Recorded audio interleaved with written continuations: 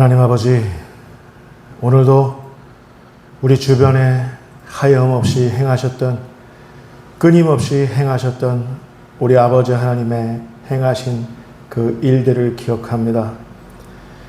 우리 하나님께서 우리들에게 많은 것을 보여주셨건만 그 모든 사건과 계시 속에서 여전히 뜬 눈이지만 보지 못한 채 살아가는 우리들 아닌가, 다시 한번 우리 하나님 얼굴 앞에 우리 자신을 확인합니다. 하나님, 우리의 죄와 허물을 사하시사 말갛게 씻으시사 온전히 하나님 행하신 나타내실 그 모든 일들을 헤아리며 주님 앞에 다시 한번 일어서 나아가는 우리 모두 될 수 있도록 인도하여 주옵소서. 우리를 흔들어 깨우시고 우리의 나약한 모습을 일어나 앉게 하시고 서게 하시고 뛰게 하시고 우리를 통해서 하나님께서 어떤 일들을 나타내실지를 기대하게 하시며 우리에게 주어진 그 사명의 텃밭을 잘 가꿔내는 우리 모두 다 될 수 있도록 하나님 역사하여 주옵소서. 오늘도 살아계신 하나님의 말씀으로 우리들에게 들려주시며 주의 종은 십자가 뒤로 감추시사 오직 우리 주 예수 그리스도의 말씀만이 밝히 증거될 수 있도록 주님 홀로 역사하여 주옵소서. 감사합니다. 예수님의 이름으로 기도하옵나이다. 아멘. 하늘에 계신 우리 아버지, 아버지의 이름을 거룩하게 하시며 아버지의 나라가 오게 하시며 아버지의 뜻이 하늘에서와 같이 땅에서도 이루어지게 하소서. 오늘 우리에게 일용할 양식을 주시고 우리가 우리에게 잘못한 사람을 용서하여 준 것 같이 우리 죄를 용서하여 주시고 우리를 시험에 빠지지 않게 하시고 악에서 구하소서. 나라와 권능과 영광이 영원히 아버지의 것입니다. 아멘. 할렐루야. 오늘 우리들에게 주시는 하나님의 말씀은 요한복음 9장 1절부터 7절까지 있는 말씀입니다. 요한복음 9장 1절부터 7절까지 있는 말씀.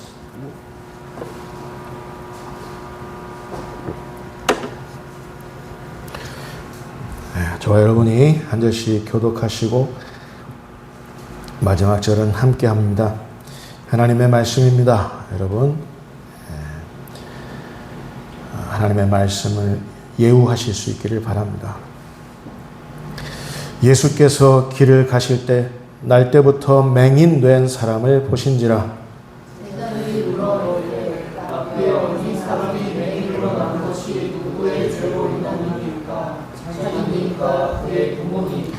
예수께서 대답하시되 이 사람이나 그 부모의 죄로 인한 것이 아니라 그에게서 하나님이 하시는 일을 나타내고자 하심이라.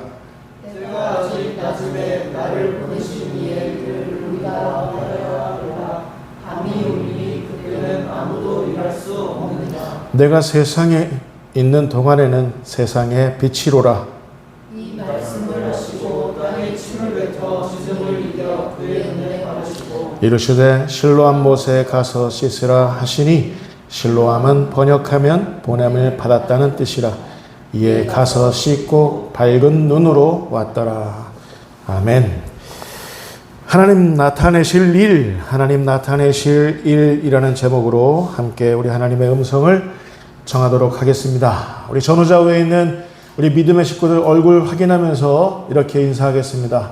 정말 보고 싶었습니다. 한번 하겠습니다. 자, 시작. 정말 보고 싶었습니다. 하나님 하시는 일, 하나님 하시는 일에는 매번 여러분 따라서 보실까요? 임계점, 임계점이 있습니다. 물이 끓기 시작하는 그 지점, 임계점이라 하는데 물이 끓기 시작할 때 그 지점, 그 임계점이란 말은 그렇게 우리에게 익숙합니다. 그런데 다만 우리가 예측할 뿐입니다. 물이 끓는 것을 보고 100도씨 정도 되었겠구나 라고 우리가 추측할 뿐이죠. 무슨 말이냐면 우리는 예측할 뿐입니다. 우리는 추측할 뿐입니다. 그러나 직접 임계점을 설정하시고 임계점을 설계하신 분은 누구시죠? 우리 하나님이십니다. 어떤 뛰어난 과학자가 물의 임계점을 정해놓은 거 아니에요. 어떤 다른 종교의 신이 그 임계점을 설계한 게 아닙니다. 그 임계점은 늘 우리 하나님께서 설계하신 겁니다. 도대체 왜 그러셨을까요? 사실 우리 주변에 이렇게 뒤돌아보면 사실 모든 게 다 그렇습니다. 우리 삶에서 일어나는 모든 일들이 다 그렇습니다. 임계점들 투성이에요. 나는 이때 이 장소에서 이런 모든 것들이 일어났으면 좋겠는데 하나님의 임계점은 따로 있어요. 제발 이때 물이 끓었으면 좋겠는데 하나님이 물 끓게 하시는 그 지점은 따로 있다 그 말입니다. 사도행전 1장 7절 말씀 우리 한번 확인해 보겠습니다. 자, 시작. 때와 시기는 아버지께서 자기의 권한에 주셨으니 너희가 알까 하네요. 예. 때와 시기에 관한 이 모든 하나님의 신비에 속한 비밀들은 하나님께서 당신의 권한 안에 두신 일입니다. 이거 어려운 말로 하면 신학적인 용어로 절대 주권이라고 합니다. 용재 너의 인생 속에서 이러한 일들은 이때 일어날 것이고 이러한 일들은 이때 일어날 것이고 너는 어느 누구와 결혼할 것이고 너는 아들 둘을 낳게 될 것이고 너는 화평교회라는 직장이란다. 화평교회라는 교회를 섬기게 될 것이며 이 모든 것들은 하나님께서 절대 주권 속에 하나님께서 저의 인생 속에 계획하신 그 일들이라 그 말입니다. 다만 그 모든 일들이 태생하게 된 그 모든 임계점의 주권은 누구에게 있다? 나에게 있다? 하나님에게 있다. 나는 알 수가 없다. 알고 싶어도 알게 되는 일은 그 내 권한 밖의 일이다 라는 사실이죠. 우리가 잘 아는 요한복음 2장에 나오는 가나의 혼인잔치를 보면 그 임계점에 관한 아주 귀한 예화가 나오죠. 물이 무엇으로 변한 거죠? 물이 포도주로 변한 겁니다.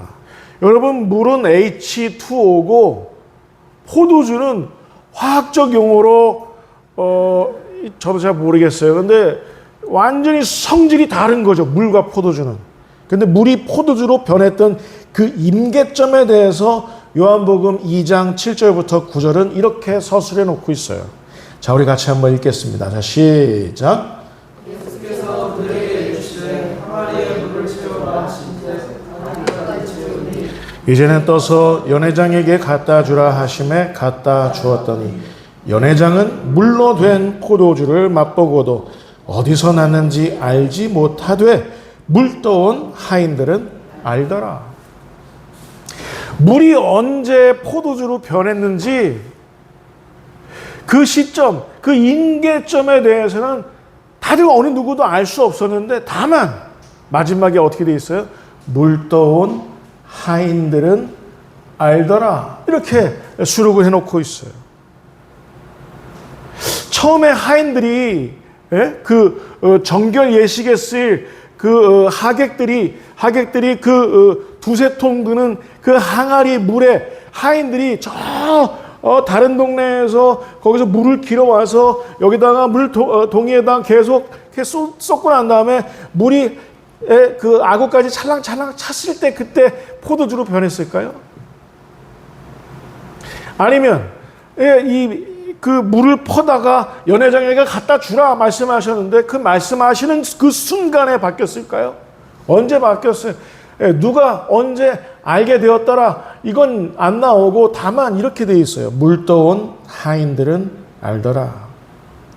무슨 말이냐면 헌신하는 자들에게만 주어지는 축복이 있는데 하나님이 나타내시는 그 일, 하나님이 보이실 그 일, 하나님의 이적과 기사 언제 어떻게 일어나는지 따라서 해보실까요? 헌신한 자들은 알더라. 네. 여러분, 우리 화평교회 안에서 이 대한민국과 한국교회를 위해서 여러분의 가정을 위해서 늘 헌신하실 수 있기를 바랍니다. 그 헌신 속에 하나님께서 언제 어떻게 어떤 일들을 우리에게 일으키셨는지 헌신한 자들은 알더라. 우리의 선택지는 다른 어떤 많은 것에 있지 않습니다. 우리의 선택지는 하나예요. 그저 우리에게 주어진 일에 헌신하는 것. 여러분 아멘 하실 수 있기를 바랍니다. 마태복음 16장 3절. 마태복음 16장 3절. 우리 같이 읽겠습니다. 시작. 하늘이 붉고 흐리면 오늘은 날이 굳겠다 하니 너희가 날씨는 분별할 줄 알면서 시대의 표적은 분별할 수 없느냐. 하나님께서 이미 다 천지 만물 우주 가운데 다 하나님께서 앞으로 행하실 일, 그리고 하나님께서 지금까지 행하셨던 그 모든 일들은 천지 우주 만물에 다 돼 있어요. 시대의 표적을 하나님께서 다, 우리가 일기예보를 보지 않아도 하늘 색깔을 이렇게 보면 좀 있으면 비가 오겠구나. 분별 가능합니다. 이제 하나님께서 어떤 일들을 일으키시겠구나. 이거 분별 가능한 거예요. 그러나 이 시대의 표적을 우리가 분별하기에 우리의 믿음을 거기에 다 쓴다기보다도 정말 믿음 있는 자들은, 비를 기다리는 자들은, 하나님 앞에서 갈망함이 있는 자들은 하늘이 붉고 흐린 날이어도 우리는 오늘 우리에게 주어진 사과나무를 심을 뿐입니다. 여러분 예배로 하나님 앞에서 사과나무를 심으실 수 있기를 바랍니다.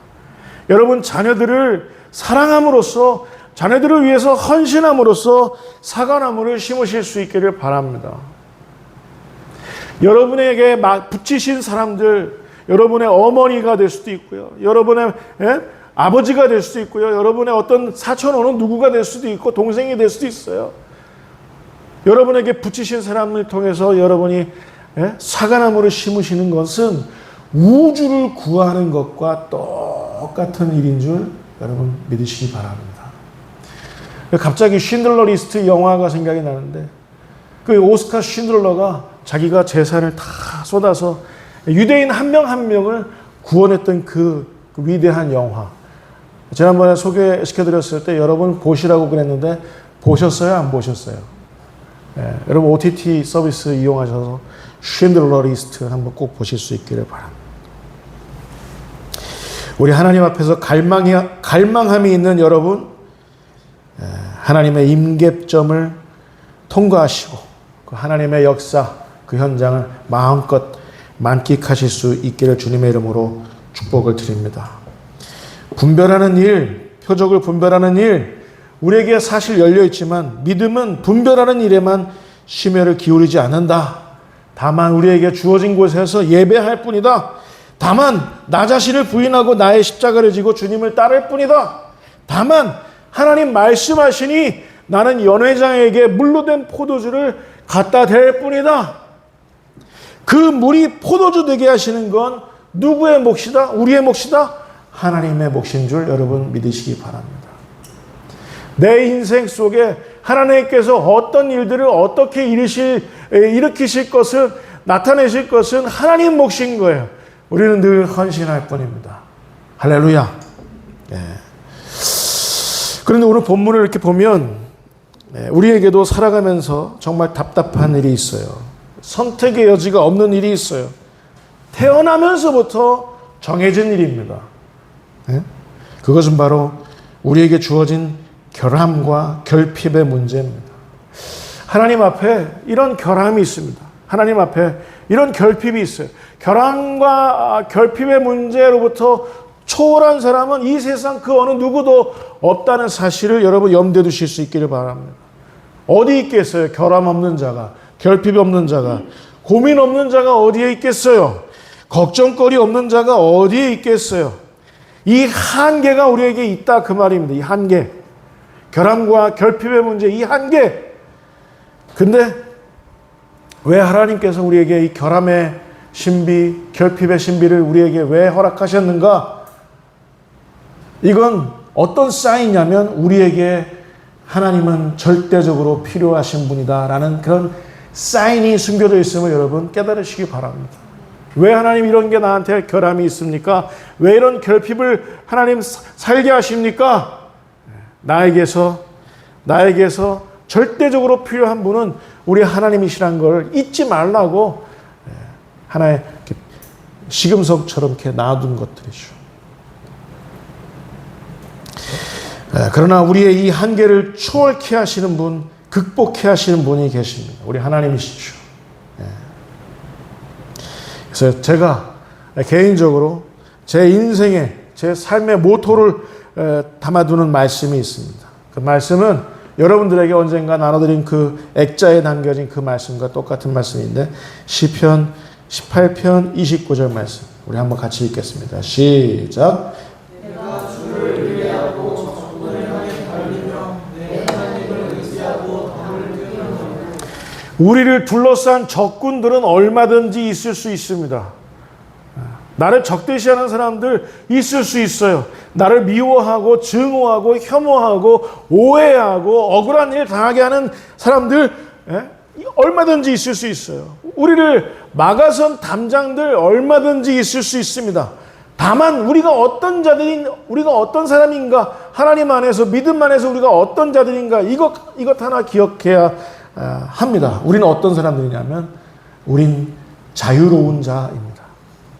담장 앞에서도 적군 앞에서도 자유로운 자예요. 적군이 쓰러지고 담장이 무너지고 이건 우리에게 주어진 일은 아닙니다. 우리에게 주어진 일은 다만 뭐냐면 우리는 믿음으로 달리고 뛰어넘으려 할 뿐입니다.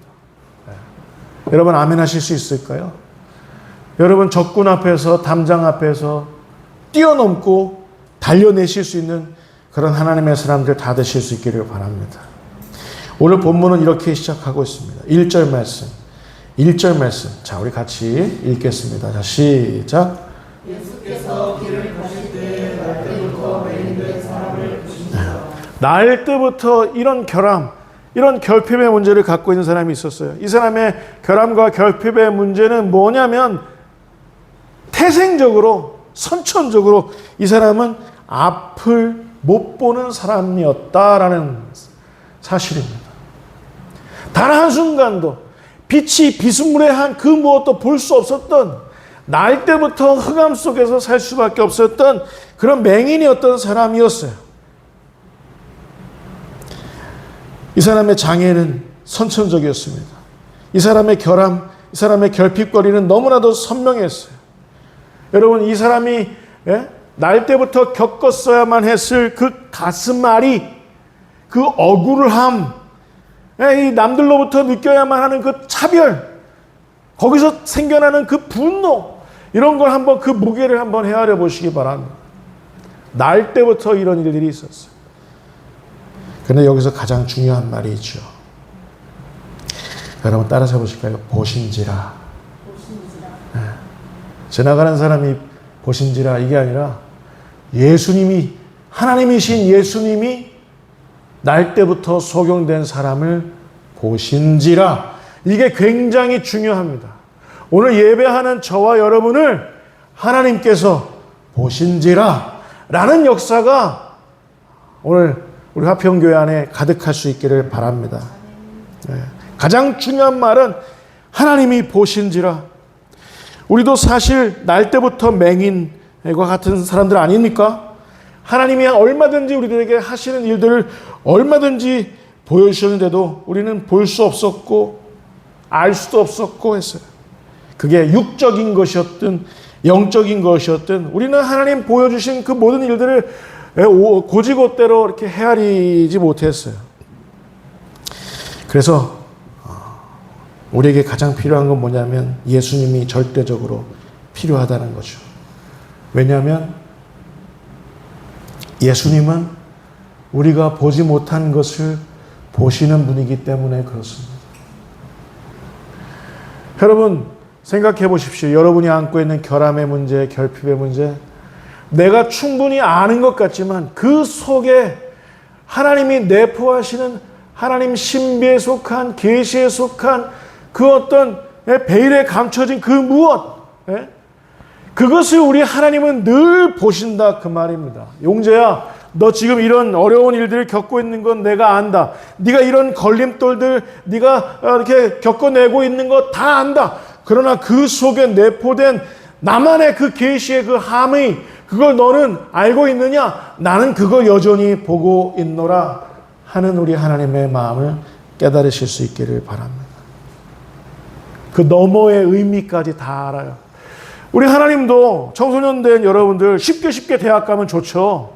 하나님 그렇게 얼마든지 하실 수 있는 우리 하나님이신 줄 여러분 믿으시기 바랍니다. 예? 얼마든지 여러분이 시험 안 보고도 여러분의 부모님이 뛰어난 재력을 갖고 있어서 어느 대학에 서울대학은 그런지 모르겠지만 그 대학에 버스 한 대 딱 45인승 리무진 버스 한 대 딱 갖다 댈 재력이 갖고 있는 여러분의 부모님이라면 여러분은 쉽게 대학 4년을 쉽게 장학생으로 보낼 수도 있는 그런 일을 우리 하나님은 얼마든지 하실 수 있는데 우리 하나님은 그런 하나님이 아니라 어떤 하나님이시냐면 우리가 살아가면서 공부하면서 결함의 문제, 결핍의 문제를 겪게 되지만 그 속에서 하나님이 어떤 일을 나타내실지를 하나님은 다 아시고 우리 결함의 문제, 결핍의 문제를 그때 그렇게 선명하게 보시는 우리 하나님이신 줄 여러분 깨달으시기 바랍니다.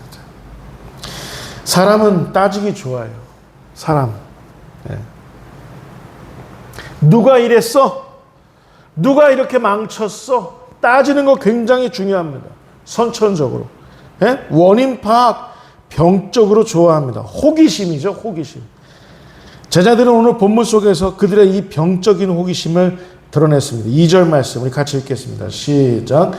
제자들이 물어 이르되 라삐여 이 사람이 맹인으로 난 것이 누구의 죄로 인함이니까 자기니까 그의 부모니까 네. 이걸 죄의 문제로 접근한다 그 말입니다. 사람들은 하나님 이 사람 왜 이렇게 어렵게 삽니까? 이 사람의 죄 때문입니까? 아니면 이 사람의 부모들이 잘못된 것을 세습해 줬기 때문에 그렇습니까? 이 죄의 문제가 아니다 그 말입니다. 그 사람이 하나님이 선택하신 사람이라면 그 사람이 하나님이 사랑하시는 사람이라면 죄의 문제, 결함의 문제, 결핍의 문제가 아니라 그 배후에 하나님의 계시적인 사건이 함의되어 있다라는 걸 우리가 깨달아 알아야 할 줄 믿습니다. 하나님 박용재 목사가 이렇게 이런 일들 이렇게 겪고 있고 어떤 사람이 얘기해야 될까 말해야 될까? 여러분 요즘에 대한민국 목사님들이 쉽게 사시는 것 같아요? 아니면 어렵게 사시는 것 같아요? 제 방에 에어컨을 고치려고 어떤 한 분을 모셨는데 그분 목사님이시더라고요. 제 방에 서재들을 이렇게 다 이렇게 보시더니 목사님 공부 많이 하신 목사님이시군요. 목사님이시더라고요. 오셔서 에어컨을 고치시더라고요. 옥상에 올라가셔서 땀을 뻘뻘 흘리시면서 제 속으로 그랬습니다. 하나님 왜 그 목사님도 그 전임 목사님이 돈 문제 때문에 교회를 완전히 그냥 이렇게 하시고 그 목사님은 그렇게 고생할 수밖에 없는 그런 환경을 맞이하게 되셨어요. 이제 물을 수밖에 없잖아요. 우리 하나님한테. 하나님 왜 이게 누구 죄 때문입니까? 라고 물을 뻔했습니다. 그러나 다만 우리가 늘 인생 속에 겪는 모든 결함의 문제, 결핍의 문제 그 배후에는 늘 잊지 마십시오. 하나님 나타내실 일이 있기 때문인 줄 여러분 깨달으시기 바랍니다. 여러분 하나님 왜 이렇게 쉽게 안 될까요? 왜 나는 이렇게 쉽게 되는 일이 없을까요? 저 사람은 저렇게 쉽게 잘 되는 것 같은데 그 사람은 그 사람이고 여러분은 하나님이 사랑하시는 사람이에요. 하나님이 사랑하시는 사람은 하나님 나타내실 일이 있기 때문에 라는 사실이죠. 누가 이랬어? 누가 망쳤어? 우리가 오늘날 한국교회의 그 중병 정말 말하기도 너무 수치스러운 그 중병 여러분 얼마든지 하나님 누가 이랬습니까? 어떤 목사가 이랬습니까? 어떤 교회가 이렇게 망쳤습니까? 라고 질문할 수 있죠. 그러나 여러분 따라서 보실까요? 진정한 믿음은 질문하는 능력에 있다. 이건 믿음에 속한 질문이 아니에요. 누가 이랬습니까? 누가 이렇게 망쳤습니까? 금방 여러분들에게 답을 내릴 수 있죠, 저는. 여러분, 이거는 우리가 정말 하나님을 사랑하는 사람이라면, 하나님의 백성들이라면, 하나님 누가 이렇게 했죠? 누가 이렇게 망쳤죠? 우리는 망했죠? 쫄딱 망했죠? 라는 얘기는 아무나 할 수 있는 일이고, 정말 믿음에 속한 하나님의 사람들이라면 하나님이 이런 어려운 상황 속에서, 이런 어처구니 없는 상황 속에서, 이건 누구 죄의 문제라기보다도 하나님 이 어처구니 없는 상황 속에서 하나님은 어떤 일을 나타내실 겁니까? 하나님 보여주십시오. 이런 질문을 할 수 있는 수준 있는 우리 화평교회 성도 여러분들 다 되실 수 있기를 여러분 주님의 이름으로 축원을 드립니다. 질문하는 능력이 중요합니다. 질문을 잘하세요. 하나님 앞에 질문을 잘하셔야 됩니다. 하나님 왜 저는 로또가 안 되는 겁니까? 이런 질문 말고, 하나님 왜 제가 손대는 주식은 하나님 왜 이렇게 다 외면하십니까? 그런 질문 말고,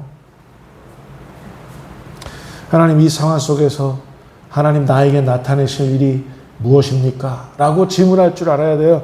3절 말씀 보겠습니다. 3절 말씀. 자, 같이 읽겠습니다. 시작. 그 부모의 죄로 인한 것이 아니라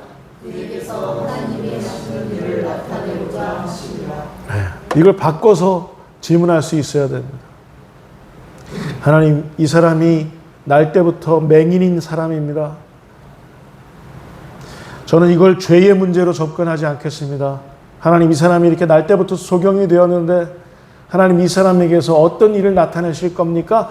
라고 물을 수 있어야 진정한 하나님의 사람이라고 할 수 있는 거예요.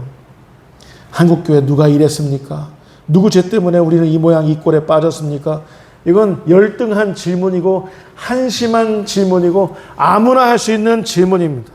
뭐가 중요합니까? 그게 누가 그랬는지. 그러나 이 죄악된 상황 속에서 나는 하나님 앞에서 말씀 앞에 어떻게 서 있어야 됩니까? 하나님 이런 참담한 환경 속에서 나는 하나님, 나에게서 하나님 어떤 일을 나타내실 것입니까? 라고 질문할 수 있는 여러분들의 모습 되실 수 있기를 바랍니다. 믿음의 질문을 하실 수 있기를 바랍니다. 결론입니다. 6절, 7절 같이 읽겠습니다. 시작.